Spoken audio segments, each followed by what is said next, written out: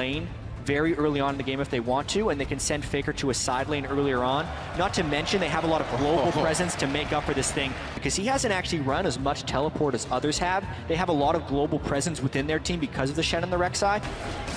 Yeah, I absolutely agree right there, because SKT, now they have to worry about who gets dough first. Big team fight at the top lane. Gorilla hitting up both Wolf and Bengi. The teleports are going to come in. That's Kuro. Smeb's already there to fight. Eyes on Bengi. They turn to Wolf now. He's safer in the jungle for them to go after, and it may be him going down. They try to get the cripple towards him. That's going to be Wolf going down.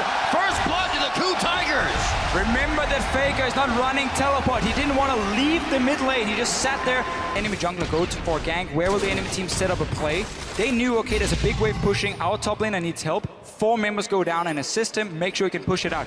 SKT though is level 6 here. That's an 80 carry left alone on top side. Bray in a real bad spot, and he hopes to get on his knees and do just that. Stays alive a little bit longer. Can Faker get the final hit? Here comes Gorilla. Should be able to pick it up, but it goes to Bray.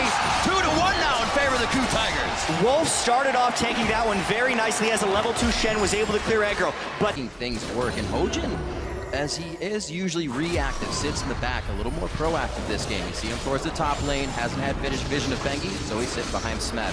Little action towards the bot side, the teleport coming in right now from Marin. His ultimate is up. They lay down the equalizer. Wolf should be able to get out of this one. Marin into the fight now. Kuro and Prey are the targets, and that's going to be Kuro going down. SKT seemingly pulling this one back in their favor with just a few kills to the bot lane, and that's a double kill for Marin. Massive play for SK Telecom here. Marin, he TP'd down, he walked behind the Koo Tigers. You can see they placed a ping ward in the end. SK Telecom sends down every single member. 3 kills for them. So much for that goal lead, and also a complete lapse of pressure from the Koo Tigers. Faked fight, but even then they ended up losing it pretty substantially. Maybe he just saved his life there by not coming in. And just also good understanding of cooldowns here for SK Telecom. Faker is going to trade Kuro. He's going to keep doing this, by the way, over and over and over. There's really no damage. Kuro can return, and Gorilla gets taunted.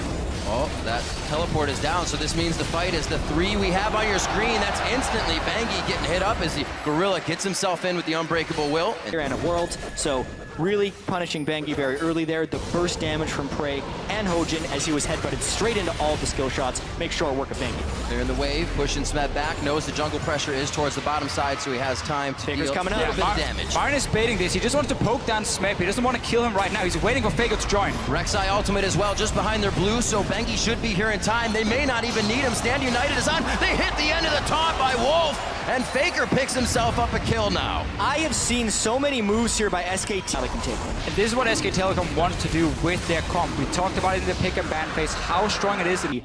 But it's the item differentials right now. The Rumble and the Cast-In are huge. Equalizer missed, but Smeb is all alone. See what happens. Faker not going to be able to chase down Koo can Smeb. start Dragon now. Koo can go Dragon. Koo can go straight to Dragon. Side of the map. Smeb playing super aggressive, trying to force someone to move over and stop him. Has the mobility on this Riven. That's a free Dragon for Koo Tigers. Should be at inside least. the pit. Chompers are down to stop up Marin. Looks like he could not throw that ult down as he just used it. Still, Hojin on the backside.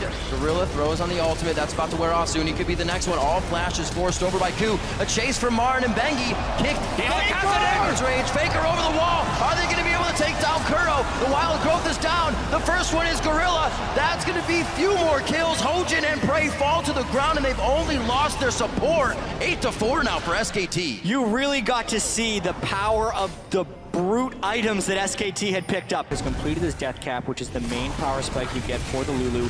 And Jinx also just picked up a BF sword of extra damage to go through. But honestly, the mobility of SKT is extremely punishing here. That's a lot of love for Gorilla right there. He gets himself out safely. Kuro's throws on the wild growth himself to deter the fight even. And they lose. Get some more kills and really now open up for Baron as well. And now there's so many different plays that they have to pick from. Dragon is up, SKT wants to stop the timer, but Baron also has to defend it. Great stop by Gorilla. Huge knockup. 4 people from SKT. In a choke There's point some though. rockets coming in. Very nicely done. Can they get themselves some more? SKT sees that it's a very bad situation. For a bit of that survivability, but he has not been able to hit a good fight here. The team is looking for it.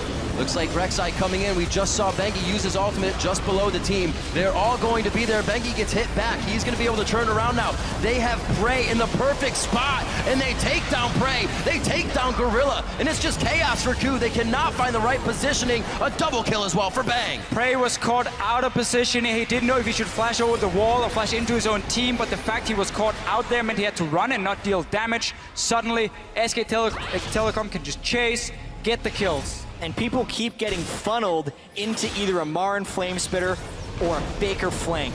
It's making it pretty safe on Faker, and now they're baiting the Baron. Smeb about to get smushed. The Harpoon does not hit, but they get the smite down, and the Flame Spitter will cook him just right. Well done on Smeb. He goes down. 45 seconds on these timers. In this case, the only person he really has to worry about is Smeb getting a flank. But if SKT's the one starting the fights, they don't have to worry about those things. And Prey instead had to run from Equalizer, Casting, and everything else. Home guard stand united onto Smeb. He may be able to fight back here. Curl gives him a very early wild growth that doesn't pop anybody up. Still is using it to get out of the fight instead of in. SKT is running down the lane. Hojin can't even help on the outside right now. Somehow, Koo gets out, only losing Prey. No, there goes Hojin. Now goes down Gorilla. SKT was just looking to light the fuse, and from a double kill to a triple kill, Bang is also getting huge. Coming into the playoff in the LCK was stop picking hyper carries for Prey. It's completed onto Marin. Oh dear. After that Rylai's, the distortion boots, as we said before, so he's getting his summoners back nice and fast, and it's got to be very difficult for Smeb to make any moves against the team with On the Hunt, against the team that can Rift Walk. A very nice Zanya's through the wind slash. Smeb's gonna go down in this one. He tries to put the nail in the coffin, but ends up in it himself. That's gonna be another turret. We said it would be Baron in the base, and SKT have their eyes on it. Faker, you could tell, was kind of waiting for it. So well. Have to remember that that ribbon was picked at the end. Counter-picking. Oh, Hojin gets critted down immediately. A bit of Luden's Echo on the end there.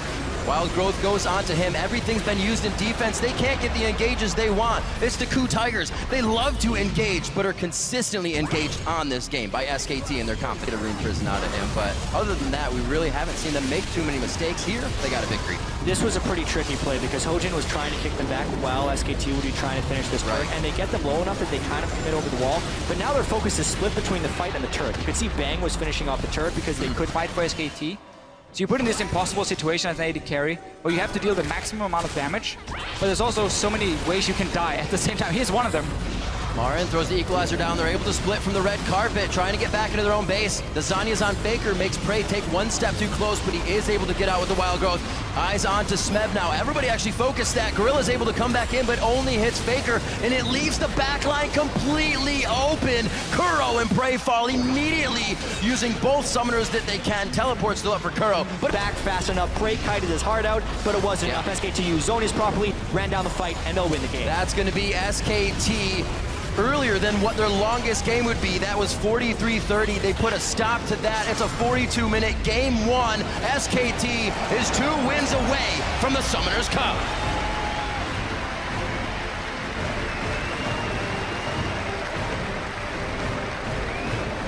And we just have to look at this early game here. When a Kassadin with no teleport managed to have more of an impact than Koro here on this Lulu, it looked very, very bad for Koo Tigers because Faker just kept roaming between